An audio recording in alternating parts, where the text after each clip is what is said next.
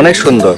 ভোরবেলায় চারপাশের মেঘ, আকাশে চূড়ার ফাঁকে ফাঁকে সূর্য ওঠা, সবকিছুই আপনাদেরকে আনন্দিত করবে, মোহিত করবে। যদি আপনারা আমার মতো আসেন কখনো, কোনো এক সময়, অনেক ভালো লাগবে।